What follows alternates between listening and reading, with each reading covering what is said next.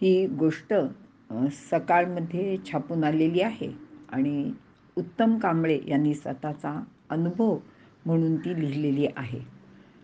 उत्तम कांबळेंना एकदा बरं नसतं, खूप अशक्तपणा आलेला असतो आणि त्यांना डॉक्टर सांगतात की तुम्हाला ताकद भरून येण्यासाठी तुम्ही पायाचं सूप घ्या.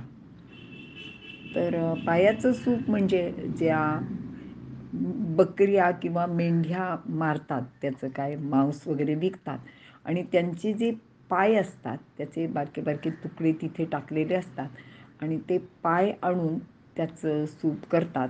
असा काहीतरी तो प्रकार आहे.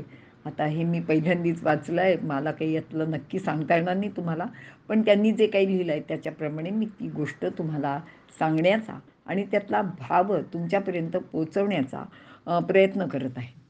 तर ते पायाचं सूप करण्यासाठी उत्तम कांबळे मला वाटतं ते मटण वगैरे काहीतरी असतं त्याला म्हणतात, तर ते विकणाऱ्या त्या खाटकाच्या दुकानात जातात आणि अगदी संध्याकाळी थोडेसे उशिरा जातात, कारण तोपर्यंत ते जे त्याच्यावरचं मांस असतं ते सगळं विकलं गेलेलं असतं आणि मग ते शेवटचे जे काही तुकडे ताकडे राहिलेले असतात तर ते तो खाटीक इतरांना विकून आपल्या घरी जाणार असतो आणि त्याप्रमाणे ते तिथे जातात.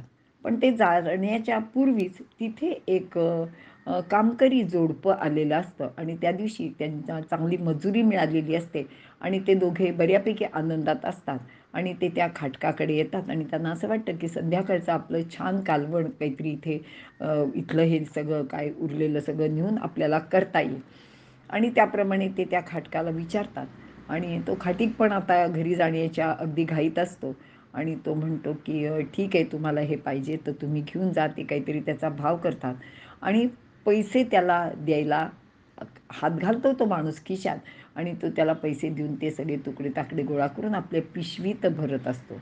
एवढ्यात काय होतं, तिथे एक गाडी येऊन म्हणजे एक कार येऊन थांबते आणि त्याच्यातून एक 2-3 अडदांड अशी माणसं बाहेर पडतात आणि ते त्या खाटकाला अरेरावीच्या ह्याच्यात सांगतात, काय काय शिल्लक आहे ते सगळं दे बरं. तर तो म्हणतो की आता माझ्याकडे काहीच शिल्लक नाही आहे, हे जवळजवळ सगळं मी विकून टाकलं आहे. तर तो म्हणतो मग हे काय आहे. तर तो खाटीक जो असतो तो सांगतो की अहो नाही, ते ह्या लोकांनी घेतलं आहे, मी त्यांना आधीच ते आता विकलं आहे.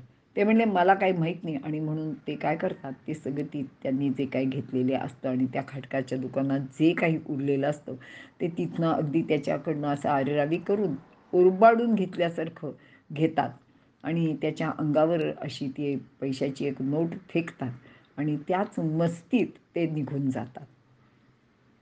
आणि ते बघितल्यावर तो खाटीक तर त्यांना काही करू शकत नाही, कारण ते त्या भागातले दादा लोक असतात आणि अतिशय ते वाईट वृत्तीचे असतात आणि हे बिचारे दोघं कामकरी लोक, ह्यांचा तर चेहरा इतका पडतो, त्या बाईच्या तर डोळ्यात पाणी येतं आणि ती म्हणते की धनी पाहिलं का, पैसे देऊन सुद्धा एखादी गोष्ट आपल्याला मिळू शकत नाही. आता आपण काय करूया, आपण घरी जाऊन काय खाऊया किंवा मग काय घरात आहे त्याचंच काहीतरी कालवण करून खाऊया. आणि हा सगळा प्रकार हे उत्तम कांबळे जे असतात हे बघतात आणि वरच्या श्लोकात सांगितल्याप्रमाणे फक्त केवळ आपल्याच सुखाचा विचार करणारे असू असे हे आसुरी वृत्तीचे धनदांडगे किंवा शक्तीने जास्त असलेले आता आपल्या भाषेत अडदाण किंवा थोडेसे मवाली किंवा गुंड प्रवृत्तीचे जे लोक आहेत हे सुद्धा अलीकडच्या काळातील असुरच आहेत.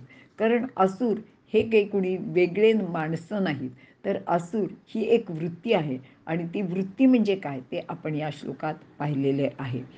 असं हे आजची ही जी गोष्ट आहे ती याला आपल्या श्लोकाला लक्ष मी सांगायचा प्रयत्न केला आहे.